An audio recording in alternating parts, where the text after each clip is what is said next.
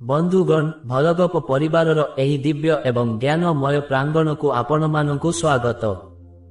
କେବେ ଆପଣ ଶୂନ୍ୟ ଆକାଶର ଅନନ୍ତ ବିସ୍ତାରକୁ ଚାହିଁ ଏକାନ୍ତରେ ନିଜକୁ ଏକ ପ୍ରଶ୍ନ କରିଛନ୍ତି କି, ଏହି ବିଶାଳ ବ୍ରହ୍ମାଣ୍ଡର ମୋହମୟ ଜାଲ ଭିତରେ ଜଣେ ମଣିଷ ନିଜକୁ ସମ୍ପୂର୍ଣ୍ଣ ବୋଲି କେବେ ଅନୁଭବ କରେ? ସୃଷ୍ଟିର ପ୍ରାରମ୍ଭରୁ ଆଜି ପର୍ଯ୍ୟନ୍ତ କୋଟି କୋଟି ଆତ୍ମା ଏହି ମର୍ତ୍ତ୍ୟ ମଣ୍ଡଳକୁ ଆସିଛନ୍ତି ଏବଂ କାଳର କରାଳ ଗର୍ଭରେ ବିଲୀନ ହୋଇଯାଇଛନ୍ତି। କିନ୍ତୁ କିଛି ଜୀବନ ଇତିହାସର ସୁବର୍ଣ୍ଣ ପୃଷ୍ଠାରେ ଅମର ହୋଇ ରହିଗଲେ, ଅଥଚ କିଛି ଜୀବନ ବେଳାଭୂମିର ବାଲିଘର ପରି ସମୟର ପ୍ରବଳ ସ୍ରୋତରେ ନିଶ୍ଚିହ୍ନ ହୋଇଗଲେ। କାହିଁକି କେଉଁଠି ଜଣେ ବ୍ୟକ୍ତି ସବୁକିଛି ଥାଇ ମଧ୍ୟ ନିଜକୁ ଅସହାୟ ବୋଧ କରେ, ଆଉ କେଉଁଠି ଶୂନ୍ୟରୁ ଆରମ୍ଭ କରିଥିବା ବ୍ୟକ୍ତିଟିଏ ସଫଳତାର ସର୍ବୋଚ୍ଚ ଶିଖର ସ୍ପର୍ଶ କରେ? ଆପଣ ଜାଣନ୍ତି କି, ମହାଭାରତର ସେହି ରକ୍ତରଞ୍ଜିତ ରଣକ୍ଷେତ୍ର ହେଉ କିମ୍ବା ରାମାୟଣର ସେହି ଦାର୍ଶନିକ ଯାତ୍ରା, ପ୍ରତିଟି ଯୁଗରେ ଏମିତି ତିନୋଟି ଶକ୍ତି ବା ତିନୋଟି ବ୍ୟକ୍ତିତ୍ୱ ରହିଛନ୍ତି, ଯାହାଙ୍କ ବିନା ଜଣେ ମହାନାୟକ ବି ପଥଭ୍ରଷ୍ଟ ହୋଇଯାଏ। କିଏ ସେହି ତିନିଜଣ, ଯାହାଙ୍କର ଅନୁପସ୍ଥିତିରେ ଜୀବନ କେବଳ ଏକ ଲକ୍ଷ୍ୟହୀନ ମରୁଭୂମି ସଦୃଶ ହୋଇଯାଏ? ଆମେ ଆଜି ଆପଣଙ୍କ ପାଇଁ ନେଇ ଆସିଛୁ ଏଭଳି ଏକ ପ୍ରମୁଖ ପ୍ରସଙ୍ଗ, ଯାହା କେବଳ ଶାସ୍ତ୍ରର ଶୁଷ୍କ କଥା ନୁହେଁ, ବରଂ ଆପଣଙ୍କ ଭବିଷ୍ୟତର ଏକ ଗୁପ୍ତ ନକ୍ସା। କେବେ, କାହିଁକି ଏବଂ କିପରି ଏହି ତିନୋଟି ବିଶେଷ ସମ୍ପର୍କ ଆମ ଜୀବନର ଭାଗ୍ୟରେଖାକୁ ନିୟନ୍ତ୍ରଣ କରନ୍ତି? ଆପଣଙ୍କ ପାଖରେ ଧନ, ପଦବୀ ଓ ସମ୍ମାନ ସବୁ ଥାଇପାରେ, କିନ୍ତୁ ଯଦି ଏହି ତିନିଜଣଙ୍କ ମଧ୍ୟରୁ ଜଣେ ବି ଆପଣଙ୍କ ପାଖରେ ନାହାନ୍ତି, ତେବେ ବୁଝି ନିଅନ୍ତୁ ଆପଣ ଏକ ବିରାଟ ଷଡ଼ଯନ୍ତ୍ରର ଶିକାର ହେବାକୁ ଯାଉଛନ୍ତି କିମ୍ବା ଆପଣଙ୍କ ଅସ୍ତିତ୍ୱ ଏକ ଅସମାପ୍ତ ମହାକାବ୍ୟ ହୋଇ ରହିଯିବ। କିଏ ସେହି ରହସ୍ୟମୟ ଶକ୍ତି, ଯାହାଙ୍କ ସାହାଯ୍ୟ ପାଇଁ ସ୍ୱୟଂ ଭଗବାନ ବି ମନୁଷ୍ୟ ରୂପ ଧାରଣ କରି ପୃଥିବୀକୁ ଓହ୍ଲାଇ ଆସନ୍ତି? ଏହି ଗୂଢ଼ ଏବଂ ଗମ୍ଭୀର ଆଲୋଚନାଟି ଶ୍ରୀମଦ୍ ଭାଗବତ, ଗରୁଡ଼ ପୁରାଣ ଏବଂ ନୀତି ଶାସ୍ତ୍ରର ଗଭୀର ମାର୍ମିକ ସତ୍ୟ ଉପରେ ଆଧାରିତ। ଆଜି ଭଲ ଗପରେ ଆମେ ସେହି ରହସ୍ୟର କବାଟ ଖୋଲିବା, ଯେଉଁଠାରେ ଲୁଚି ରହିଛି ଆପଣଙ୍କ ସମ୍ପୂର୍ଣ୍ଣତା ଓ ସଫଳତାର ସେହି ଦିବ୍ୟ ସୂତ୍ର। ଆରମ୍ଭ କରିବା ଆଜିର ପ୍ରସଙ୍ଗ, କିନ୍ତୁ ଏତିକି ମନେ ରଖନ୍ତୁ, ଶେଷ ଯାଏ ଏହି ଯାତ୍ରାରେ ରହିଲେ ହିଁ ଆପଣ ନିଜ ଜୀବନର ସେହି ଅପରିହାର୍ଯ୍ୟ ସମ୍ପର୍କକୁ ଚିହ୍ନି ପାରିବେ। ବନ୍ଧୁଗଣ, ସମୟର ସେହି ଅନନ୍ତ ଚକ୍ରକୁ ଟିକେ ପଛକୁ ଫେରାଇ ନିଅନ୍ତୁ। କଳ୍ପନା କରନ୍ତୁ ସେହି ମାହେନ୍ଦ୍ର ବେଳାକୁ, ଯେଉଁଠି ଚତୁର୍ଦିଗରେ ଶାନ୍ତିର ସାମ୍ରାଜ୍ୟ ଏବଂ ପ୍ରତିଟି ଶ୍ୱାସରେ ଭକ୍ତିର ମହକ। ଏକଦା ମର୍ତ୍ତ୍ୟଲୋକର ଦୁଃଖ ଓ ଅପୂର୍ଣ୍ଣତାକୁ ଦେଖି ପକ୍ଷୀରାଜ ଗରୁଡ଼ଙ୍କ ମନରେ ଏକ ଗଭୀର ବ୍ୟାକୁଳତା ସୃଷ୍ଟି ହେଲା।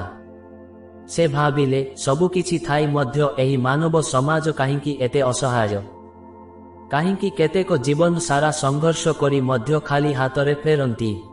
ଏହି ଜିଜ୍ଞାସାର ସମାଧାନ ପାଇଁ ସେ ପହଞ୍ଚିଲେ କ୍ଷୀରସାଗରର ଅନନ୍ତ ଶୟନରେ ବିରାଜମାନ ଭଗବାନ ଶ୍ରୀହରିଙ୍କ ନିକଟରେ। ଗରୁଡ଼ କରଜୋଡ଼ି ବିନୟର ସହ ପଚାରିଲେ, ହେ ପ୍ରଭୁ, ଆପଣ ତ ସମଗ୍ର ସୃଷ୍ଟିର ସ୍ରଷ୍ଟା। ଆପଣଙ୍କ ଇଚ୍ଛାରେ ହିଁ ସଂସାରର ଏହି ମାୟାଚକ୍ର ଘୂରି ବୁଲୁଛି। କିନ୍ତୁ ମୋତେ କୁହନ୍ତୁ, ଜଣେ ସାଧାରଣ ମନୁଷ୍ୟ ପାଇଁ ଏହି ଜଟିଳ ସଂସାରରୁ ଉଦ୍ଧାର ପାଇବା ଏବଂ ଏକ ସଫଳ ଓ ସମ୍ପୂର୍ଣ୍ଣ ଜୀବନ ଜୀଇଁବା ପାଇଁ କ'ଣ କୌଣସି ସହଜ ସୂତ୍ର ଅଛି? କେଉଁ ସେହି ଶକ୍ତି, ଯାହାଙ୍କ ବିନା ଜଣେ ବ୍ୟକ୍ତିର ସବୁ ଜ୍ଞାନ ଓ ସବୁ ସମ୍ପତ୍ତି ବ୍ୟର୍ଥ ହୋଇଯାଏ? ଭଗବାନ ବିଷ୍ଣୁ ମୃଦୁ ହସିଲେ। ସେହି ହସରେ ସମଗ୍ର ବ୍ରହ୍ମାଣ୍ଡର ରହସ୍ୟ ଲୁଚି ରହିଥିଲା। ସେ କହିଲେ, ହେ ଗରୁଡ଼, ତୁମେ ଆଜି ଯେଉଁ ପ୍ରଶ୍ନ କରିଛ, ତାହା କେବଳ ତୁମର ନୁହେଁ, ବରଂ ସମଗ୍ର ମାନବ ଜାତିର କଲ୍ୟାଣ ପାଇଁ ଉଦ୍ଦିଷ୍ଟ। ଜୀବନ ଏକ ଯୁଦ୍ଧକ୍ଷେତ୍ର ଏବଂ ଏହି ଯୁଦ୍ଧ ଜିତିବା ପାଇଁ କେବଳ ବଳ ବା ଧନ ଯଥେଷ୍ଟ ନୁହେଁ। ଏହି ରହସ୍ୟକୁ ବୁଝାଇବା ପାଇଁ ମୁଁ ତୁମକୁ ଏକ ଦିବ୍ୟ ଗଳ୍ପ ଶୁଣାଉଛି, ଯାହା ଶୁଣିଲେ ତୁମେ ଜାଣିପାରିବ କେମିତି ମଣିଷ ନିଜ ଜୀବନର ତିନୋଟି ମୂଳ ସ୍ତମ୍ଭକୁ ହରାଇ ନିଜ ପତନର କାରଣ ସାଜେ। ବନ୍ଧୁଗଣ, ସେହି ଦିନ ଭଗବାନ ବିଷ୍ଣୁ ଯେଉଁ ଗଳ୍ପ କହିଥିଲେ, ତାହା କୌଣସି ସାଧାରଣ କାହାଣୀ ନଥିଲା। ଏହା ଥିଲା ଆଧ୍ୟାତ୍ମିକତାର ଏକ ଜୀବନ୍ତ ଉଦାହରଣ, ଯାହା ଆପଣଙ୍କୁ ଆଶ୍ଚର୍ଯ୍ୟ କରିଦେବ। ମହାପ୍ରଭୁ କହିଲେ, ସଂସାରରେ ତିନି ପ୍ରକାରର ସାଥୀ ରହିଛନ୍ତି। ସେମାନଙ୍କ ବିନା ଜଣେ ରାଜା ବି ଭିକାରୀ ହୋଇଯାଏ ଏବଂ ଜଣେ ସାଧାରଣ ମଣିଷ ବି ଦେବତା ସମାନ ହୋଇଯାଏ। ଏମାନଙ୍କ ମଧ୍ୟରୁ ପ୍ରଥମ ଜଣକ ହେଉଛନ୍ତି ସେହି, ଯିଏ ଅନ୍ଧକାରରେ ଆଲୋକ ଦେଖାନ୍ତି। ଭଗବାନ ଶ୍ରୀହରି କହିଲେ, ହେ ପକ୍ଷୀରାଜ, ବହୁ ଯୁଗ ପୂର୍ବର କଥା, ଏକ ବିଶାଳ ସାମ୍ରାଜ୍ୟ ଥିଲା, ଯାହାର ନାମ ଥିଲା ଧର୍ମପୁର। ସେହି ରାଜ୍ୟର ରାଜା ଥିଲେ ପ୍ରତାପ ସେନ। ସେ ଥିଲେ ପରାକ୍ରମୀ, ବିଦ୍ୱାନ ଏବଂ ସମଗ୍ର ଶାସ୍ତ୍ରରେ ନିପୁଣ। ତାଙ୍କ ପାଖରେ ସୁବର୍ଣ୍ଣର ଭଣ୍ଡାର ଥିଲା, ଅଜସ୍ର ସୈନ୍ୟବାହିନୀ ଥିଲା ଏବଂ ପ୍ରଜାମାନେ ତାଙ୍କୁ ଦେବତା ପରି ମାନୁଥିଲେ। କିନ୍ତୁ ଏତେ ସବୁ ଐଶ୍ୱର୍ଯ୍ୟ ସତ୍ତ୍ୱେ ରାଜା ପ୍ରତାପ ସେନଙ୍କ ମନରେ ଏକ ଅଜ୍ଞାତ ଅଶାନ୍ତି ସବୁବେଳେ ବାସ କରୁଥିଲା। ସେ ଅନୁଭବ କରୁଥିଲେ ଯେମିତି ତାଙ୍କ ଜୀବନର କୋଠରୀରେ ସବୁ ଅଳଙ୍କାର ଅଛି, କିନ୍ତୁ ସେହି ଅଳଙ୍କାରକୁ ଚିହ୍ନିବା ପାଇଁ ଆବଶ୍ୟକ ଥିବା ଦୀପଟି ଶିଖାହୀନ। ଗରୁଡ଼ ଆଶ୍ଚର୍ଯ୍ୟ ହୋଇ ପଚାରିଲେ, ହେ ପ୍ରଭୁ, ଯାହାଙ୍କ ପାଖରେ ସବୁ କିଛି ଅଛି, ତାଙ୍କ ପାଖରେ ପୁଣି କେଉଁ ଅଭାବ ରହିପାରେ? କଣ ଧନ ଓ ପରାକ୍ରମ ଜଣକୁ ସମ୍ପୂର୍ଣ୍ଣ କରିବା ପାଇଁ ଯଥେଷ୍ଟ ନୁହେଁ? ଶ୍ରୀହରି ହସି କହିଲେ, ନା ଗରୁଡ଼, ଏହି ବିଶ୍ୱାସ ହିଁ ହେଉଛି ମନୁଷ୍ୟର ସବୁଠାରୁ ବଡ଼ ଭ୍ରମ। ରାଜା ପ୍ରତାପ ସେନ ଦିନେ ଏକାନ୍ତରେ ବସି ଚିନ୍ତା କଲେ, ଯଦି ଆଜି ମୋ ଉପରକୁ କୌଣସି ବଡ଼ ସଙ୍କଟ ଆସେ, ତେବେ ମୋର ଏହି ସୈନ୍ୟବାହିନୀ କେବଳ ଶରୀରକୁ ରକ୍ଷା କରିପାରିବେ, କିନ୍ତୁ ମୋ ଆତ୍ମାକୁ କିଏ ବଞ୍ଚାଇବ? ସେହି ସମୟରେ ସେ ଶୁଣିବାକୁ ପାଇଲେ ଯେ ରାଜ୍ୟର ଦୂର ପ୍ରାନ୍ତରେ ଏକ ଘୋର ଅରଣ୍ୟ ଭିତରେ ଜଣେ ମହାତ୍ମା ବାସ କରୁଛନ୍ତି, ଯାହାଙ୍କ ପାଖରେ ଜୀବନର ସବୁ ପ୍ରଶ୍ନର ଉତ୍ତର ଅଛି। ରାଜା ନିଜର ସମସ୍ତ ରାଜକୀୟ ବେଶଭୂଷା ତ୍ୟାଗ କରି ଜଣେ ସାଧାରଣ ପଥିକ ପରି ସେହି ଅରଣ୍ୟକୁ ଯାତ୍ରା କଲେ। ଶ୍ରୀହରି ଆଗକୁ କହିଲେ, ସେହି ଅରଣ୍ୟ ଥିଲା ଅତି ଭୟଙ୍କର। ପ୍ରତିଟି ପାଦରେ ମୃତ୍ୟୁର ଆଶଙ୍କା ଥିଲା।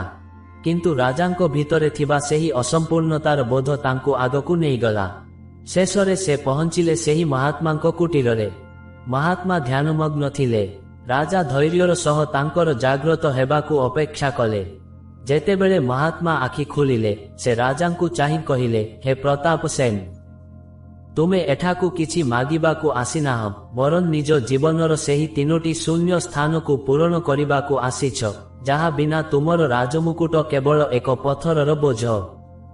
ରାଜା ସ୍ତବ୍ଧ ହୋଇଗଲେ। ମହାତ୍ମା ପୁଣି ଏକ ପଦ୍ୟ ଉଚ୍ଚାରଣ କଲେ, ବିଜ୍ଞାନଶାଳୀ ଚ ଗୁରୁ ସୁଖଦା ଚ ଭାର୍ୟା ମିତ୍ରନ୍ ତଥୈବ ସତତନ୍ ପରମାର୍ଥ ବନ୍ଧୁ ଏତୈର୍ବିନା ଭବତି ଜୀବିତମ ପ୍ରମାଣ ଜନ୍ମାନ୍ତରେ ସୁକୃତି ନାମେବ ଲଭ୍ୟତେ। ମହାତ୍ମା ବୁଝାଇଲେ ଯେ ଏହି ସଂସାରରେ 3 ଜଣ ଏପରି ଅଛନ୍ତି, ଯେଉଁମାନେ ନଥିଲେ ଜୀବନର କୌଣସି ପ୍ରମାଣ ରହେ ନାହିଁ। ସେମାନଙ୍କୁ ପାଇବା ପାଇଁ କେବଳ ଭାଗ୍ୟ ନୁହେଁ, ବରଂ ପୂର୍ବ ଜନ୍ମର ଅଜସ୍ର ପୁଣ୍ୟ ଆବଶ୍ୟକ। ଭଗବାନ ଶ୍ରୀହରି ଗରୁଡ଼ଙ୍କୁ କହିଲେ, ହେ ପକ୍ଷୀରାଜ, ସେହି ନିସ୍ତବ୍ଧ ଅରଣ୍ୟରେ ମହାତ୍ମାଙ୍କ ବାଣୀ ଯେମିତି ଶବ୍ଦ ନଥିଲା, ବରଂ ଆକାଶରୁ ଖସୁଥିବା ଏକ ଅମୃତର ଧାରା ଥିଲା। ମହାତ୍ମା ରାଜାଙ୍କୁ ଚାହିଁ କହିଲେ, ହେ ରାଜ, ଜୀବନର ପ୍ରଥମ ଅଧ୍ୟାୟ ହେଉଛି ଜଣେ ଜ୍ଞାନୀ ଗୁରୁ। ତୁମେ ଭାବୁଛ ତୁମେ ଶାସ୍ତ୍ର ପଢ଼ିଛ, ତେଣୁ ତୁମେ ସବୁ ଜାଣିଛ। କିନ୍ତୁ ମନେରଖ, ମାନଚିତ୍ର ଦେଖିଲେ କେହି ପଥ ଯାତ୍ରା କରିପାରେ ନାହିଁ, ସେଥିପାଇଁ ଜଣେ ପଥ ପ୍ରଦର୍ଶକ ଆବଶ୍ୟକ। ରାଜା ବିନମ୍ରତାର ସହ ପଚାରିଲେ, ମହାଭାଗ, ମୋ ପାଖରେ ତ ଅନେକ ପଣ୍ଡିତ ଓ ମନ୍ତ୍ରୀ ଅଛନ୍ତି, ସେମାନେ କଣ ମୋର ଗୁରୁ ନୁହନ୍ତି? ମହାତ୍ମା ମୃଦୁ ହସି କହିଲେ, ନା ରାଜ, ପଣ୍ଡିତ ତୁମକୁ ସୂଚନା ଦେଇପାରେ, କିନ୍ତୁ ଜଣେ ଜ୍ଞାନୀ ଗୁରୁ ତୁମକୁ ଚେତନା ଦିଏ। ଗୁରୁ ହେଉଛନ୍ତି ସେହି ବ୍ୟକ୍ତି ଯିଏ ତୁମ ଭିତରେ ଥିବା ଅହଙ୍କାରକୁ ଭାଙ୍ଗି ତୁମକୁ ଆତ୍ମାର ଦର୍ଶନ କରାନ୍ତି। ଯେଉଁ ବ୍ୟକ୍ତିର ଜୀବନରେ ଜଣେ ସଠିକ୍ ଗୁରୁ ନାହାନ୍ତି, ସେହି ବ୍ୟକ୍ତିର ଅବସ୍ଥା ଅନ୍ଧକାରରେ ଘୁରି ବୁଲୁଥିବା ଏକ ପଥିକ ପରି। ତୁମେ ହୁଏତ ବହୁତ ବଡ଼ ରାଜପ୍ରାସାଦ ଗଢ଼ିଛ, କିନ୍ତୁ ସେହି ପ୍ରାସାଦ ଭିତରେ କେମିତି ଶାନ୍ତିରେ ରହିବାକୁ ହୁଏ, ତାହା କେବଳ ଗୁରୁ ହିଁ ଶିଖାଇ ପାରିବେ। ଏହାକୁ ବୁଝାଇବା ପାଇଁ ମହାତ୍ମା ଏକ କ୍ଷୁଦ୍ର ଗଳ୍ପ କହିଲେ। ଦିନେ ଏକ ସିଂହ ଶାବକ ମେଣ୍ଢା ପଲ ଭିତରେ ରହି ନିଜକୁ ମେଣ୍ଢା ବୋଲି ଭାବୁଥିଲା। ସେ ଭୟ କରୁଥିଲା, ସେ ଘାସ ଖାଉଥିଲା। କିନ୍ତୁ ଯେବେ ଜଣେ ବୃଦ୍ଧ ସିଂହ ତାକୁ ପାଣି ପାଖକୁ ନେଇଗଲା ଏବଂ ତାକୁ ତାର ନିଜର ପ୍ରତିବିମ୍ବ ଦେଖାଇଲା, ସେଦିନ ସେହି ଶାବକଟି ନିଜର ଶକ୍ତିକୁ ଚିହ୍ନି ପାରିଲା। ରାଜ, ସେହି ବୃଦ୍ଧ ସିଂହ ହିଁ ହେଉଛନ୍ତି ଗୁରୁ, ଯିଏ ତୁମକୁ ତୁମର ଅସଲ ସ୍ୱରୂପ ଦେଖାଇ ଦିଅନ୍ତି। ଗୁରୁଙ୍କ ବିନା ଜୀବନ କାହିଁକି ଅସମ୍ପୂର୍ଣ୍ଣ? କାରଣ ବିନା ଗୁରୁରେ ମଣିଷ ନିଜର ଭୁଲ ଚିହ୍ନି ପାରେ ନାହିଁ। ଜଣେ ଗୁରୁ ହିଁ ସେହି ବ୍ୟକ୍ତି ଯିଏ ତୁମକୁ କହନ୍ତି ଯେ ତୁମେ ଯାହାକୁ ସଫଳତା ଭାବୁଛ, ତାହା କେବଳ ଏକ ମାୟା। ମହାତ୍ମା ପୁଣି କହିଲେ, ଯାହାର ମଥାରେ ଗୁରୁଙ୍କ ହାତ ନାହିଁ, ତାର ଭାଗ୍ୟରେ କେବେ ବି ଶାନ୍ତିର ସ୍ଥାନ ନାହିଁ। ଗୁରୁଙ୍କ ସାହାଯ୍ୟ ବିନା ମଣିଷ ନିଜର ବୁଦ୍ଧିକୁ ଅସ୍ତ୍ର ଭାବେ ବ୍ୟବହାର କରି ଅନ୍ୟକୁ କଷ୍ଟ ଦିଏ, କିନ୍ତୁ ଗୁରୁଙ୍କ ଶରଣରେ ରହିଲେ ସେହି ବୁଦ୍ଧି ଅନ୍ୟର କଲ୍ୟାଣ ପାଇଁ ଦୀପ ପାଲଟିଯାଏ। ରାଜା ପ୍ରତାପ ସେନଙ୍କୁ ଲାଗିଲା ଯେମିତି ତାଙ୍କର ଏତେ ବର୍ଷର ଅହଙ୍କାର ଧୀରେ ଧୀରେ ତରଳି ଯାଉଛି। ସେ ବୁଝିପାରିଲେ ଯେ ସେ ଏତେ ଦିନ ଧରି ମେଣ୍ଢା ପଲ ଭିତରେ ଏକ ସିଂହ ହୋଇ ରହିଥିଲେ, ଯାହାଙ୍କୁ ଜାଗ୍ରତ କରିବା ପାଇଁ ଜଣେ ଗୁରୁଙ୍କ ଆବଶ୍ୟକତା ଥିଲା। ଭଗବାନ ଶ୍ରୀହରି ଗରୁଡ଼ଙ୍କୁ କହିଲେ, ହେ ପକ୍ଷୀରାଜ, ମହାତ୍ମାଙ୍କ କଣ୍ଠରୁ ନିଃସୃତ ହେଉଥିବା ପ୍ରତିଟି ବାକ୍ୟ ଯେମିତି ଶାସ୍ତ୍ରର ଏକ ଗଭୀର ପରିଚ୍ଛେଦ ଥିଲା। ମହାତ୍ମା ଆଗକୁ କହିଲେ, ହେ ରାଜ, ଜୀବନର ଦ୍ୱିତୀୟ ଅମୂଲ୍ୟ ସମ୍ପଦ ହେଉଛି ଜଣେ ସଚ୍ଚୋଟ ବନ୍ଧୁ। ମନେରଖ, ଯେଉଁ ବନ୍ଧୁ ତୁମର କେବଳ ସଫଳତା ସମୟରେ ତୁମ ସହ ଥାଏ, ସେ ବନ୍ଧୁ ନୁହେଁ ବରଂ ପରିସ୍ଥିତିର ସାଥୀ। କିନ୍ତୁ ଯେଉଁ ବନ୍ଧୁ ତୁମର ଅସଫଳତା ଓ ଅନ୍ଧକାର ସମୟରେ ତୁମର ହାତ ଧରି ଠିଆ ହୁଏ, ସେ ହେଉଛି ଈଶ୍ୱରଙ୍କର ସବୁଠାରୁ ବଡ଼ ଉପହାର। ରାଜା ଚିନ୍ତାମଗ୍ନ ହୋଇ କହିଲେ, ପ୍ରଭୁ, ମୋର ତ ଅଜସ୍ର ସାଥୀ ଅଛନ୍ତି। ମୋର ଗୋଟିଏ ଇଙ୍ଗିତରେ ହଜାର ହଜାର ଲୋକ ନିଜର ପ୍ରାଣ ଦେବାକୁ ପ୍ରସ୍ତୁତ। ସେମାନେ କ'ଣ ସଚ୍ଚୋଟ ବନ୍ଧୁ ନୁହନ୍ତି? ମହାତ୍ମା ଗମ୍ଭୀର ସ୍ୱରରେ ଉତ୍ତର ଦେଲେ, ରାଜନ୍, ଶ୍ରଦ୍ଧା ଓ ଭୟ ମଧ୍ୟରେ ବହୁତ ପାର୍ଥକ୍ୟ ଅଛି। ତୁମର ସୈନ୍ୟମାନେ ତୁମର ଆଜ୍ଞା ପାଳନ କରନ୍ତି କାରଣ ତୁମେ ଜଣେ ଶକ୍ତିଶାଳୀ ରାଜା। କିନ୍ତୁ ଜଣେ ସଚ୍ଚୋଟ ବନ୍ଧୁ ସେଇଆକୁ କୁହାଯାଏ, ଯିଏ ତୁମର ଭୁଲ ସମୟରେ ତୁମକୁ ସତ୍ୟ କହିବାକୁ ଭୟ କରେ ନାହିଁ। ଯିଏ ତୁମର ମୁହଁ ଉପରେ କଠୋର ସତ୍ୟ କହିପାରେ, କେବଳ ସେହି ବ୍ୟକ୍ତି ହିଁ ତୁମକୁ ବିନାଶରୁ ରକ୍ଷା କରିପାରିବ। ବିନା ସଚ୍ଚୋଟ ବନ୍ଧୁରେ ମଣିଷ ନିଜର ଚାଟୁକାରମାନଙ୍କ ଜାଲରେ ଛନ୍ଦି ହୋଇଯାଏ ଏବଂ ଜାଣି ଅଜାଣତରେ ପତନର ଗାତକୁ ଡେଇଁ ପଡ଼େ। ଏହାକୁ ବୁଝାଇବା ପାଇଁ ମହାତ୍ମା ମହାଭାରତରୁ ଏକ ଉଦାହରଣ ଦେଲେ, ଦେଖ ରାଜନ୍, ସେହି ମହାସମରରେ କର୍ଣ୍ଣଙ୍କ ପାଖରେ ସବୁ ଥିଲା, କିନ୍ତୁ ଶଲ୍ୟଙ୍କ ପରି ଜଣେ ସାରଥୀ ଥିଲେ ଯିଏ ସବୁବେଳେ ତାଙ୍କର ମନୋବଳ ଭାଙ୍ଗୁଥିଲେ। ଅନ୍ୟପଟେ ଅର୍ଜୁନଙ୍କ ପାଖରେ ଶ୍ରୀକୃଷ୍ଣଙ୍କ ପରି ଜଣେ ପରମ ସଖା ଥିଲେ। କୃଷ୍ଣ କେବଳ ରଥ ଚଲାଉ ନଥିଲେ, ସେ ଅର୍ଜୁନଙ୍କ ବିଷାଦଗ୍ରସ୍ତ ହୃଦୟକୁ ମଧ୍ୟ ସଞ୍ଚାଳିତ କରୁଥିଲେ। ଜଣେ ସଚ୍ଚୋଟ ବନ୍ଧୁ ବିନା ମଣିଷ ଭିତରୁ ଏକାକୀ ହୋଇଯାଏ। ତାର ଯନ୍ତ୍ରଣା ବୁଝିବାକୁ କେହି ନଥାନ୍ତି। ତେଣୁ ଜୀବନର ଏହି ରଣଭୂମିରେ ଯଦି ତୁମ ପାଖରେ ଏମିତି ଜଣେ ମିତ୍ର ଅଛି ଯିଏ ତୁମର ମନର ଭାଷା ପଢ଼ିପାରେ, ତେବେ ତୁମେ ଏହି ପୃଥିବୀର ସବୁଠାରୁ ଭାଗ୍ୟବାନ ବ୍ୟକ୍ତି। ମହାତ୍ମା ପୁଣି କହିଲେ, ବନ୍ଧୁ ହେଉଛି ଆତ୍ମାର ଦର୍ପଣ। ସେଥିପାଇଁ ଶାସ୍ତ୍ର କୁହେ, ଯାହାର ସଚ୍ଚୋଟ ବନ୍ଧୁ ନାହିଁ, ତାର ଜୟ ହେଲେ ମଧ୍ୟ ସେହି ଜୟ ଆନନ୍ଦହୀନ ହୋଇଯାଏ। କାରଣ ସେହି ଉତ୍ସବରେ ସାମିଲ ହେବାକୁ କୌଣସି ନିଷ୍କପଟ ହୃଦୟ ନଥାଏ। ରାଜା ପ୍ରତାପ ସେନଙ୍କୁ ଲାଗିଲା ଯେମିତି ତାଙ୍କର ଏହି ବିଶାଳ ସାମ୍ରାଜ୍ୟ ଭିତରେ ସେ ପ୍ରକୃତରେ ଅତି ଏକାକୀ। ସେ ନିଜର ବନ୍ଧୁ ତାଲିକାରେ କାହାକୁ ବି ପାଇଲେ ନାହିଁ ଯିଏ ନିଃସ୍ୱାର୍ଥପର ଭାବେ ତାଙ୍କୁ ଭଲ ପାଏ। ତାଙ୍କ ହୃଦୟର ସେହି ଦ୍ୱିତୀୟ ଶୂନ୍ୟତା ଏବେ ତାଙ୍କୁ କଷ୍ଟ ଦେବାକୁ ଲାଗିଲା। ଭଗବାନ ଶ୍ରୀହରି କହିଲେ, ହେ ଗରୁଡ଼, ମହାତ୍ମାଙ୍କ କୁଟୀର ଚାରିପଟେ ସେତେବେଳକୁ ଏକ ଦିବ୍ୟ ଶାନ୍ତି ଖେଳିଯାଇଥିଲା। ମହାତ୍ମା ରାଜାଙ୍କ ଆଖିକୁ ଚାହିଁ କହିଲେ, ହେ ରାଜନ୍, ଏବେ ଶୁଣ ସେହି ରହସ୍ୟ, ଯାହା ବିନା ଜଣେ ପୁରୁଷର ପୁରୁଷତ୍ୱ ଅସମ୍ପୂର୍ଣ୍ଣ ଏବଂ ଯାହାର ଅନୁପସ୍ଥିତିରେ ଗୃହ କେବଳ ଏକ କାନ୍ଥର ଗଦା ପାଲଟିଯାଏ। ଜୀବନର ତୃତୀୟ ଅନିବାର୍ଯ୍ୟ ଶକ୍ତି ହେଉଛି ଜଣେ ସମର୍ପିତା ସ୍ତ୍ରୀ। ଶାସ୍ତ୍ରରେ ସ୍ତ୍ରୀକୁ ଅର୍ଦ୍ଧାଙ୍ଗିନୀ କୁହାଯାଇଛି। ଏହାର ଅର୍ଥ କେବଳ ଶରୀରର ଅଧା ଅଂଶ ନୁହେଁ, ବରଂ ଆତ୍ମାର ସେହି ଅଧା ଭାଗ ଯାହା ବିନା ମୁକ୍ତି ଅସମ୍ଭବ। ରାଜା ପ୍ରତାପ ସେନ କହିଲେ, ମହାଭାଗ, ମୋର ଅନ୍ତଃପୁରରେ ତ ଅନେକ ସୁନ୍ଦରୀ ରାଣୀ ଅଛନ୍ତି। ସେମାନେ ମୋର ସେବାରେ ସର୍ବଦା ନିୟୋଜିତ। କିନ୍ତୁ ଆପଣ ଯେଉଁ ସମର୍ପଣ କଥା କହୁଛନ୍ତି, ତାହା କ'ଣ କେବଳ ସେବା? ମହାତ୍ମା ଗମ୍ଭୀର ସ୍ୱରରେ ବୁଝାଇଲେ, ନା ରାଜନ୍, ସମର୍ପିତା ସ୍ତ୍ରୀ ସେଇଆକୁ କୁହାଯାଏ ନାହିଁ ଯିଏ କେବଳ ଆଜ୍ଞା ପାଳନ କରେ। ସେ ହେଉଛନ୍ତି ସେହି ଶକ୍ତି, ଯିଏ ତୁମର ଅଧର୍ମ ପଥରେ ବାଧା ସାଜନ୍ତି ଏବଂ ଧର୍ମ ପଥରେ ତୁମର ସାହସ ବଢ଼ାନ୍ତି। ଯେଉଁ ସ୍ତ୍ରୀ ସ୍ୱାମୀର ଦୋଷକୁ ଢାଙ୍କି ନ ଦେଇ ତାକୁ ସଂଶୋଧନ କରିବାରେ ସାହାଯ୍ୟ କରେ, ସେ ହିଁ ପ୍ରକୃତ ସମର୍ପିତ। ସେ ହେଉଛନ୍ତି ଗୃହର ଲକ୍ଷ୍ମୀ ଏବଂ ବୁଦ୍ଧିର ସରସ୍ୱତୀ। ବିନା ସମର୍ପିତା ସ୍ତ୍ରୀରେ ଜଣେ ପୁରୁଷ ଯେତେ ବଡ଼ ଯୋଦ୍ଧା ହେଲେ ବି ସେ ନିଜ ଘର ଭିତରେ ହିଁ ପରାଜିତ ହୋଇଯାଏ। ତାର ମାନସିକ ଶାନ୍ତିର ଚାବିକାଠି ସେହି ନାରୀର ହାତରେ ଥାଏ, ଯିଏ ତୁମର ଅସ୍ତିତ୍ୱକୁ ନିଜ ଭିତରେ ସମାହିତ କରିଦେଇଥାଏ। ମହାତ୍ମା ପୁଣି ଏକ ସୁନ୍ଦର ପଦ୍ୟପାଠ କଲେ, କାର୍ଯ୍ୟେଷୁ ମନ୍ତ୍ରୀ କरणेषु ଦାସୀ, ରୂପେଷୁ ଲକ୍ଷ୍ମୀ କ୍ଷମଜା ଧରିତ୍ରୀ, ଭୋଜେଷୁ ମାତା ଶୟନେଷୁ ରମ୍ଭା, ଷଡ଼କର୍ମଯୁକ୍ତା କୁଳଧର୍ମ ପତ୍ନୀ। ମହାତ୍ମା ବୁଝାଇଲେ ଯେ, ଯିଏ କାର୍ଯ୍ୟ ସମୟରେ ମନ୍ତ୍ରୀ ପରି ପରାମର୍ଶ ଦିଏ, ସେବା ସମୟରେ ଦାସୀ ପରି ନିଷ୍ଠା ଦେଖାଏ ରୂପରେ ଲକ୍ଷ୍ମୀ ପରି ଶୋଭା ପାଏ ଏବଂ କ୍ଷମା ଦେବାରେ ପୃଥିବୀ ପରି ଧୈର୍ଯ୍ୟବାନ ହୁଏ, ସେହି ନାରୀର ସାହାଯ୍ୟ ବିନା ଜଣେ ପୁରୁଷର ଜୀବନ କେବଳ ଏକ ଲକ୍ଷ୍ୟହୀନ ନୌକା। ରାଜମ, ଯେତେବେଳେ ସାରା ଦୁନିଆ ତୁମ ବିରୋଧରେ ଛିଡ଼ା ହୋଇଥାଏ, ସେତେବେଳେ କେବଳ ଜଣେ ସମର୍ପିତା ସ୍ତ୍ରୀର ବିଶ୍ୱାସ ହିଁ ତୁମକୁ ପୁଣି ଥରେ ଛିଡ଼ା ହେବାକୁ ଶକ୍ତି ଦିଏ।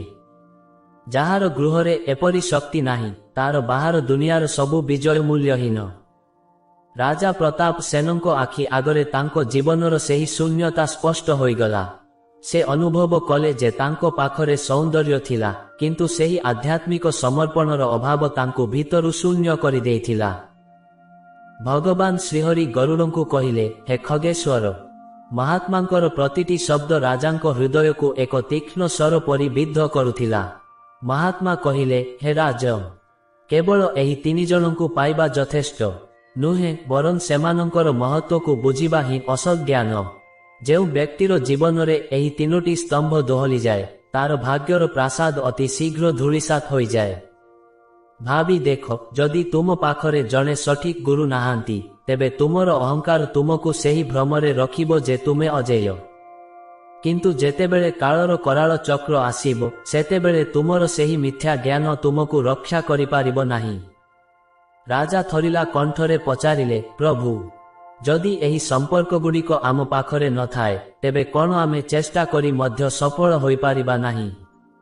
ମହାତ୍ମା ରାଜାଙ୍କୁ ଚାହିଁ କହିଲେ, ରାଜମ, ସଫଳତା ତ ରାବଣ ପାଖରେ ବି ଥିଲା, ଦୁର୍ଯ୍ୟୋଧନ ପାଖରେ ବି ଥିଲା, କିନ୍ତୁ ସେହି ସଫଳତା କେବଳ ବିନାଶର ଏକ ମୁଖା ଥିଲା।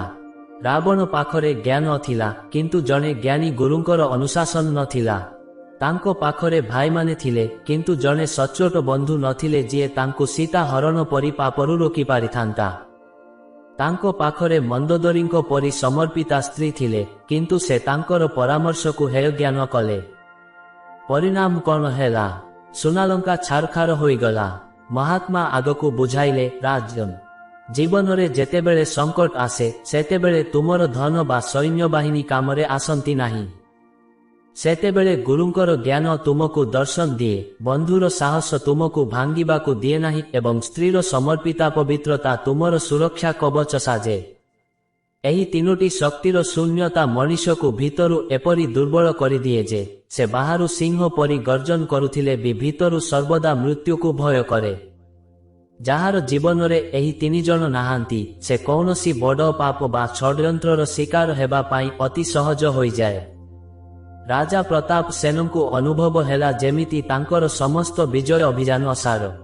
ସେ ବୁଝିପାରିଲେ ଯେ ସେ ଏତେ ଦିନ ଧରି କେବଳ ବାହ୍ୟ ଜଗତକୁ ଜିତିବାରେ ବ୍ୟସ୍ତ ଥିଲେ, କିନ୍ତୁ ନିଜର ଆତ୍ମୀୟ ଜଗତରେ ସେ ଜଣେ ଭିକାରୀ ହୋଇ ରହିଯାଇଛନ୍ତି। ମହାତ୍ମାଙ୍କ ସେହି ଶାଣିତ ଶବ୍ଦଗୁଡ଼ିକ ତାଙ୍କୁ ଏକ ନୂତନ ଜନ୍ମର ଆବଶ୍ୟକତା ବିଷୟରେ ସଚେତନ କରାଇଲେ। ଭଗବାନ ଶ୍ରୀହରି ଗରୁଡ଼ଙ୍କୁ କହିଲେ, ହେ ପକ୍ଷୀରାଜ, ମହାତ୍ମାଙ୍କର ଶେଷୋକ୍ତି ରାଜାଙ୍କ ଆତ୍ମାକୁ ଏପରି ଭାବେ ଆନ୍ଦୋଳିତ କଲା ଯେ ସେ ଆଉ ନିଜକୁ ଜଣେ ଚକ୍ରବର୍ତ୍ତୀ ସମ୍ରାଟ ଭାବେ ଦେଖିପାରିଲେ ନାହିଁ। ସେହି ନିସ୍ତବ୍ଧ ଅରଣ୍ୟର ଶୀତଳ ପବନରେ ରାଜାଙ୍କ ଆଖିରୁ 2 ଧାର ଲୁହ ବୋହିଗଲା। ସେ ମହାତ୍ମାଙ୍କ ପାଦତଳେ ନିଜକୁ ସମ୍ପୂର୍ଣ୍ଣ ସମର୍ପିତ କରିଦେଲେ।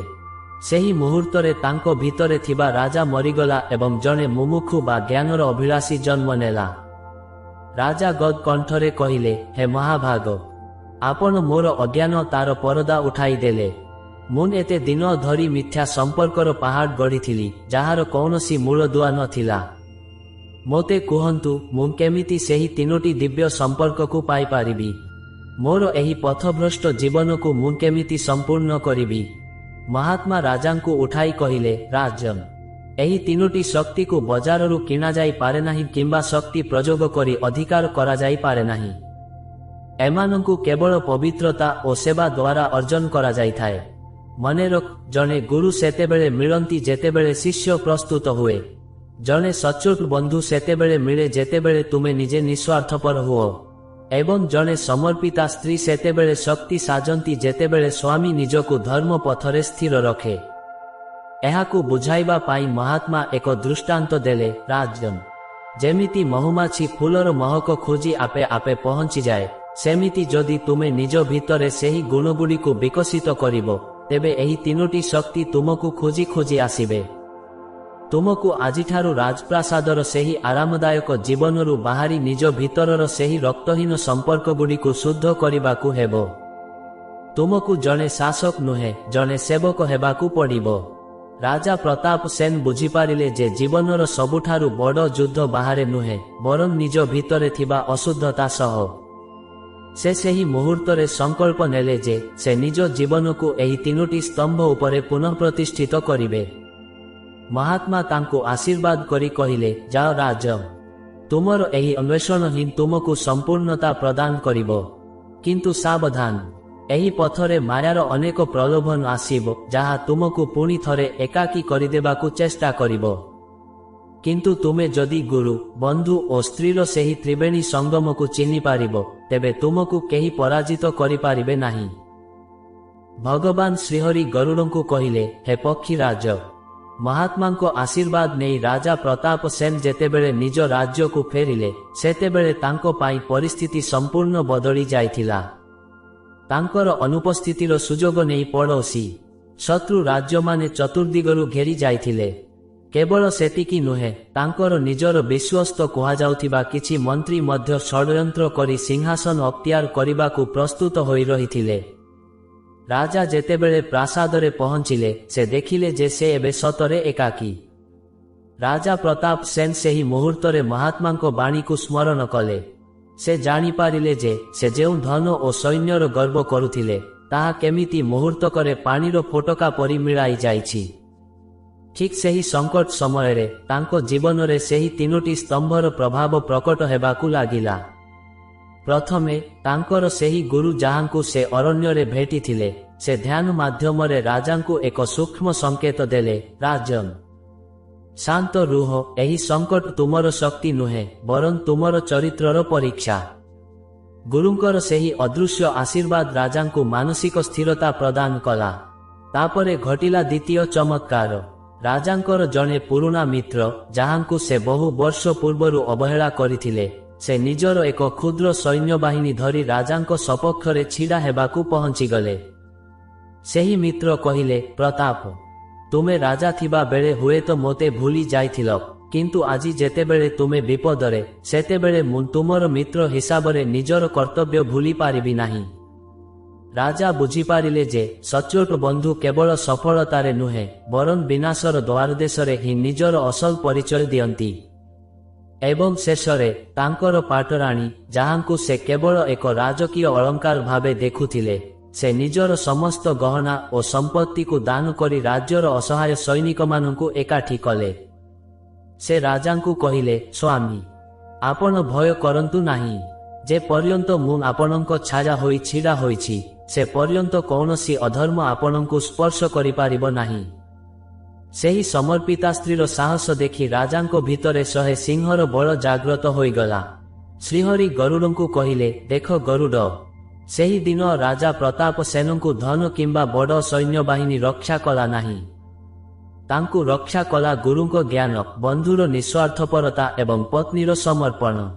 ଏହି ତିନୋଟି ଶକ୍ତି ମିଶି ଏକ ଏମିତି ଦୁର୍ଗ ଗଠନ କଲେ, ଯାହାକୁ ଭେଦ କରିବା ଶତ୍ରୁଙ୍କ ପାଇଁ ଅସମ୍ଭବ ହୋଇଗଲା। ଭଗବାନ ଶ୍ରୀହରି ଗରୁଡ଼ଙ୍କୁ କହିଲେ, ହେ ଖଗେଶ୍ୱର, ସେହି ରଣକ୍ଷେତ୍ରରେ ଯେତେବେଳେ ରାଜା ପ୍ରତାପ ସେନ ନିଜର ଶତ୍ରୁମାନଙ୍କ ସମ୍ମୁଖରେ ଛିଡ଼ା ହେଲେ, ସେତେବେଳେ ତାଙ୍କ ଆଖିରେ କୌଣସି ଭୟ ନଥିଲା। ଶତ୍ରୁମାନେ ଦେଖିଲେ ଯେ ଏହି ରାଜାଙ୍କ ପାଖରେ କେବଳ ଅସ୍ତ୍ର ନାହିଁ, ବରଂ ଏକ ଅଦୃଶ୍ୟ ଦିବ୍ୟ ସୁରକ୍ଷା କବଚ ରହିଛି। ଗୁରୁଙ୍କ ଦତ୍ତ ମନ୍ତ୍ର ତାଙ୍କର ମାନସିକ ଶକ୍ତିକୁ ପ୍ରଚଣ୍ଡ କରିଥିଲା। ସଚ୍ଚୋଟ ବନ୍ଧୁଙ୍କର ବାହୁବଳ ତାଙ୍କୁ ସହାୟ ହେଉଥିଲା ଏବଂ ପତ୍ନୀଙ୍କର ପତିବ୍ରତା ଧର୍ମର ପ୍ରଭାବ ତାଙ୍କ ଶରୀରକୁ ଅଭେଦ୍ୟ କରିଦେଇଥିଲା।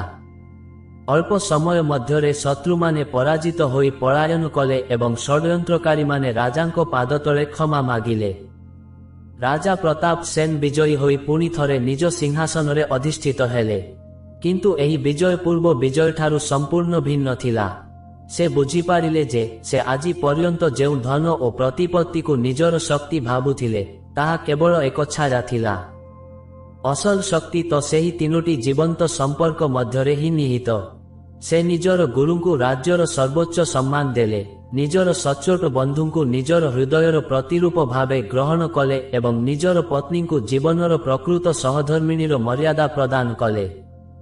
ଭଗବାନ ଶ୍ରୀହରି କହିଲେ, ଦେଖ ଗରୁଡ଼, ଏହି ଗଳ୍ପରୁ ଏହା ପ୍ରମାଣିତ ହେଲା ଯେ ଜଣେ ମଣିଷ ନିଜର ବାହୁବଳରେ ବ୍ରହ୍ମାଣ୍ଡ ଜିତିପାରେ, କିନ୍ତୁ ନିଜର ଆନ୍ତରିକ ସମ୍ପୂର୍ଣ୍ଣତା ପାଇଁ ସେ ସର୍ବଦା ଅନ୍ୟ ଉପରେ ନିର୍ଭରଶୀଳ। ଜୀବନର ଏହି ତିନୋଟି ସାହାଯ୍ୟ ଯାହାର ସାଥୀ ହୁଏ, ତାକୁ ସ୍ୱୟଂ କାଳ ବି ପରାସ୍ତ କରିପାରେ ନାହିଁ। ଯାହାର ଶିରରେ ଜ୍ଞାନୀ ଗୁରୁଙ୍କ ହାତ ଅଛି, ଯାହାର ପାର୍ଶ୍ୱରେ ସଚ୍ଚୋଟ ବନ୍ଧୁର ବାହୁ ଅଛି ଏବଂ ଯାହାର ପୃଷ୍ଠଭୂମିରେ ସମର୍ପିତା ସ୍ତ୍ରୀର ପ୍ରାର୍ଥନା ଅଛି, ସେହି ବ୍ୟକ୍ତି ହିଁ ପୃଥିବୀର ଶ୍ରେଷ୍ଠ ଭାଗ୍ୟବାନ।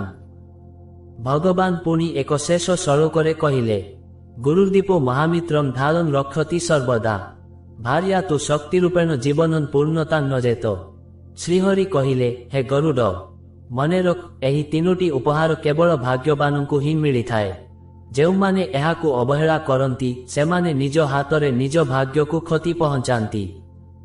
ଗରୁଡ଼ଙ୍କ ସମସ୍ତ ସନ୍ଦେହ ଦୂର ହୋଇଗଲା ଏବଂ ସେ ଜାଣିପାରିଲେ ଯେ ଜୀବନର ସଫଳତା କେବଳ ପ୍ରାପ୍ତିରେ ନାହିଁ, ବରଂ ସଠିକ୍ ସାନ୍ନିଧ୍ୟରେ ହିଁ ରହିଛି। ଜୀବନ ଏକ ଅସମାପ୍ତ ଯୁଦ୍ଧ, କିନ୍ତୁ ଏହି ଯୁଦ୍ଧ ଜିତିବା ପାଇଁ ଶାସ୍ତ୍ର ଯେଉଁ ତିନିଟି ସାହାଯ୍ୟର କଥା କହିଛି, ତାହା ଆଜିର ମଣିଷ ପାଇଁ ସବୁଠାରୁ ବଡ଼ ଆବଶ୍ୟକତା। ଆମେ ପ୍ରାୟତଃ ଭାବୁ ଯେ ଆମ ପାଖରେ ଧନ ଥିଲେ ଆମେ ସବୁ କିଣିପାରିବା। କିନ୍ତୁ ଆପଣ କେବେ ଭାବିଛନ୍ତି କି ଯେଉଁଠି ମଣିଷର ବୁଦ୍ଧି ଶେଷ ହୋଇଯାଏ, ସେଠାରେ କ'ଣ କାମରେ ଆସେ? ଆସନ୍ତୁ ଜାଣିବା ଆଜିର ପ୍ରସଙ୍ଗର ସେହି ପ୍ରଥମ ଦୁଇଟି ଶକ୍ତିଶାଳୀ ସୂତ୍ର। ପ୍ରଥମତଃ, ଜଣେ ଜ୍ଞାନୀ ଗୁରୁ।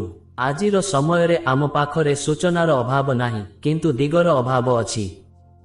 ଜ୍ଞାନୀକୁ ବି ପଥଭ୍ରଷ୍ଟ କରିଦିଏ ଅହଙ୍କାର।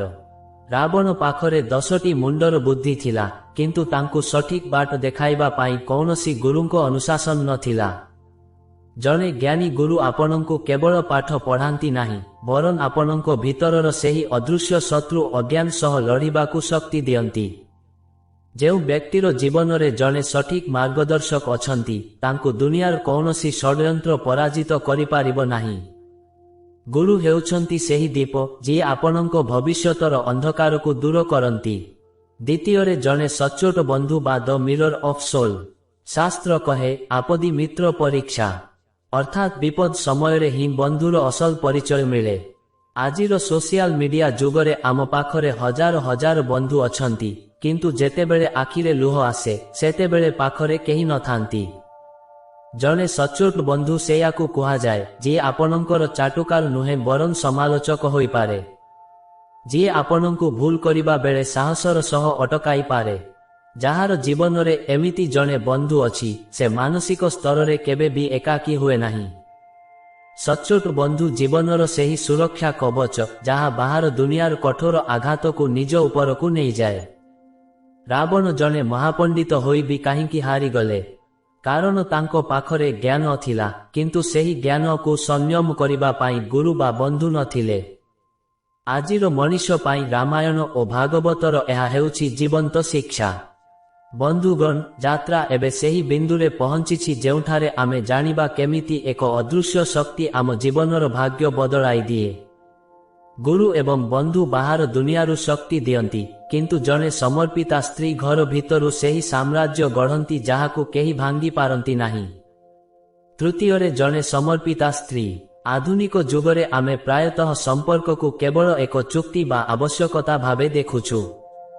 କିନ୍ତୁ ଶାସ୍ତ୍ର କହେ, ଜଣେ ସମର୍ପିତା ସ୍ତ୍ରୀ ହେଉଛନ୍ତି ଜୀବନର ସେହି ଶକ୍ତି, ଯାହାଙ୍କ ପ୍ରାର୍ଥନାରେ ସ୍ୱୟଂ ଯମରାଜ ବି ପରାଜିତ ହୁଅନ୍ତି।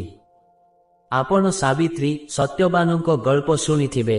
ସେଠାରେ ସାବିତ୍ରୀଙ୍କ ସମର୍ପଣ ହିଁ ମୃତ୍ୟୁକୁ ଜୀବନରେ ରୂପାନ୍ତରିତ କରିଥିଲା। ଜଣେ ସମର୍ପିତା ସ୍ତ୍ରୀ କେବଳ ସେହି ନୁହନ୍ତି ଯିଏ ଘର ଚଳାନ୍ତି, ବରଂ ସେ ହେଉଛନ୍ତି ସେହି ବ୍ୟକ୍ତି ଯିଏ ପୁରୁଷର ମାନସିକ ବିଷାଦକୁ ଅମୃତରେ ପରିଣତ କରନ୍ତି। ଯେତେବେଳେ ଜଣେ ବ୍ୟକ୍ତି ବାହାର ଦୁନିଆର ଷଡ଼ଯନ୍ତ୍ର ଓ ଅପମାନ ସହି ଘରକୁ ଫେରେ, ସେତେବେଳେ ପତ୍ନୀଙ୍କର ସେହି ଶାନ୍ତ ଓ ବିଶ୍ୱାସଭରା ବାଣୀ ତାଙ୍କୁ ପୁଣି ଥରେ ଯୁଦ୍ଧ ଜିତିବାକୁ ସାହସ ଦିଏ। ବିନା ସମର୍ପିତା ସ୍ତ୍ରୀରେ ଜଣେ ବ୍ୟକ୍ତି ଯେତେ ଐଶ୍ୱର୍ଯ୍ୟଶାଳୀ ହେଲେ ବି ତାର ଜୀବନରେ ଏକ ପ୍ରକାରର ଶୁଷ୍କତା ରହିଯାଏ। ନିରାଶ ଓ ଆଧ୍ୟାତ୍ମିକ ଶିକ୍ଷା। ବନ୍ଧୁଗଣ, ଆଜିର ମଣିଷ ପାଇଁ ଏହି 3 ଜଣ ବ୍ୟକ୍ତି କେବଳ ସମ୍ପର୍କ ନୁହନ୍ତି, ଏମାନେ ହେଉଛନ୍ତି 3ଟି ଦିବ୍ୟ ଶକ୍ତି। ଗୁରୁ ଆପଣଙ୍କୁ ଦୃଷ୍ଟି ଦିଅନ୍ତି ବା ଭିଜନ। ବନ୍ଧୁ ଆପଣଙ୍କୁ ସାହସ ଦିଅନ୍ତି ବା କରେଜ। ସ୍ତ୍ରୀ ଆପଣଙ୍କୁ ଶାନ୍ତି ଓ ସ୍ଥିରତା ଦିଅନ୍ତି ବା ଷ୍ଟାବିଲିଟି। ଯାହାର ଜୀବନର ନୌକାରେ ଏହି 3 ଜଣ ନାବିକ ଅଛନ୍ତି, ତାର ନୌକା କେବେ ବି ସଂସାର ସମୁଦ୍ରରେ ବୁଡ଼ିବ ନାହିଁ। ଜୀବନ ଅସମ୍ପୂର୍ଣ୍ଣ ରହିଯାଏ ଯଦି ଆମେ ଏମାନଙ୍କ ମଧ୍ୟରୁ କାହାକୁ ବି ହରାଉ। ଶାସ୍ତ୍ରର ଏହି ଓଜନିଆ ସତ୍ୟ ଆମକୁ ଶିଖାଏ ଯେ ବାହାର ଦୁନିଆର ଖେଳ ଜିତିବା ପାଇଁ ପ୍ରଥମେ ନିଜର ଆନ୍ତରିକ ଜଗତକୁ ଏହି 3ଟି ସ୍ତମ୍ଭରେ ସଜାଇବାକୁ ହେବ। ମନେ ରଖନ୍ତୁ, ଭଗବାନ ରାମଚନ୍ଦ୍ର ମଧ୍ୟ ବଶିଷ୍ଠଙ୍କ ପରାମର୍ଶ, ଗୁରୁ ହନୁମାନଙ୍କ ସହଯୋଗ, ବନ୍ଧୁ ଏବଂ ମାତା ସୀତାଙ୍କ ସମର୍ପଣ ବିନା ସେହି ମହାନ ଲୀଳା ସମ୍ପୂର୍ଣ୍ଣ କରିନଥାନ୍ତେ। ଜଣେ ସଚ୍ଚୋଟ ବନ୍ଧୁ, ଜଣେ ଜ୍ଞାନୀ ଗୁରୁ ଏବଂ ଜଣେ ସମର୍ପିତା ସ୍ତ୍ରୀ, ଏମାନେ ହେଉଛନ୍ତି ଜୀବନର ଅସଲ ତ୍ରିରତ୍ନ। ଏମାନଙ୍କୁ ପାଇବା ଭାଗ୍ୟର କଥା, କିନ୍ତୁ ଏମାନଙ୍କୁ ଚିହ୍ନିବା ଏବଂ ସମ୍ମାନ ଦେବା ହେଉଛି ଜ୍ଞାନର କଥା। ବନ୍ଧୁଗଣ, ଜୀବନର ସେହି ଅମୂଲ୍ୟ 3ଟି ରତ୍ନ, ଗୁରୁ, ବନ୍ଧୁ ଏବଂ ପତ୍ନୀଙ୍କୁ ନେଇ ଆଧାରିତ ଏହି ଦିବ୍ୟ ପ୍ରସଙ୍ଗ ଆଜି ଆମକୁ ଏକ ନୂତନ ଜୀବନ ଦର୍ଶନ ପ୍ରଦାନ କଲା। ଆମେ ଜାଣିଲେ ଯେ ଜଣେ ମଣିଷ ବାହାରୁ ଯେତେ ଶକ୍ତିଶାଳୀ ଦେଖାଗଲେ ମଧ୍ୟ ଏହି 3 ଜଣଙ୍କ ସାହାଯ୍ୟ ବିନା ତାର ଅସ୍ତିତ୍ୱ ଏକ ଅସମାପ୍ତ ଗଳ୍ପ ସଦୃଶ। ଆଜିର ଏହି ଆଧ୍ୟାତ୍ମିକ ଯାତ୍ରା ଆପଣଙ୍କୁ କେମିତି ଲାଗିଲା? କଣ ଆପଣଙ୍କ ଜୀବନରେ ଏମିତି କେହି ଅଛନ୍ତି ଯିଏ ଆପଣଙ୍କ ପାଇଁ ଶକ୍ତିର ସ୍ତମ୍ଭ ସାଜିଛନ୍ତି? ଆମକୁ କମେଣ୍ଟ ମାଧ୍ୟମରେ ନିଶ୍ଚୟ ଜଣାନ୍ତୁ, କାରଣ ଆପଣଙ୍କର ପ୍ରତିଟି ଅନୁଭୂତି ଆମ ପାଇଁ ଅମୂଲ୍ୟ। ଯଦି ଆଜିର ଏହି ଶିକ୍ଷଣୀୟ ଗଳ୍ପ ଯଦି ଆପଣଙ୍କ ହୃଦୟକୁ ଆନ୍ଦୋଳିତ କରିଥାଏ, ତେବେ ଏହାକୁ ଲାଇକ୍ କରନ୍ତୁ ଏବଂ ନିଜର ପ୍ରିୟଜନମାନଙ୍କ ସହ ସେୟାର କରନ୍ତୁ, ଯେପରି ସେମାନେ ମଧ୍ୟ ନିଜ ଜୀବନର ସମ୍ପର୍କଗୁଡ଼ିକୁ ନୂଆ ଦୃଷ୍ଟିରେ ଚିହ୍ନି ପାରିବେ। ଆମର ଏହି ଜ୍ଞାନମୟ ପରିବାରର ସଦସ୍ୟ ହେବା ପାଇଁ ଏବଂ ଏହିଭଳି ଆହୁରି ରହସ୍ୟମୟ ପୌରାଣିକ ପ୍ରସଙ୍ଗ ଶୁଣିବା ପାଇଁ ଚ୍ୟାନେଲକୁ ଫଲୋ କରିବାକୁ ଜମାରୁ ଭୁଲନ୍ତୁ ନାହିଁ। ଆଜିର ଏହି ଦିନଟି ଆପଣଙ୍କ ପାଇଁ ଅତ୍ୟନ୍ତ ମଙ୍ଗଳମୟ ହେଉ। ମହାପ୍ରଭୁ ଶ୍ରୀଜଗନ୍ନାଥ ଏବଂ ଦେବାଦିଦେବ ମହାଦେବ ଆପଣଙ୍କ ପରିବାରକୁ ସବୁବେଳେ ସୁଖ, ଶାନ୍ତି ଏବଂ ସମୃଦ୍ଧିରେ ରଖନ୍ତୁ। ଆପଣଙ୍କ ଭିତରେ ଥିବା ଜିଜ୍ଞାସା ସବୁବେଳେ ଜାଗ୍ରତ ରହୁ ଏବଂ ଆପଣ ସଠିକ୍ ପଥପ୍ରଦର୍ଶକଙ୍କ ସାନ୍ନିଧ୍ୟ ଲାଭ କରନ୍ତୁ।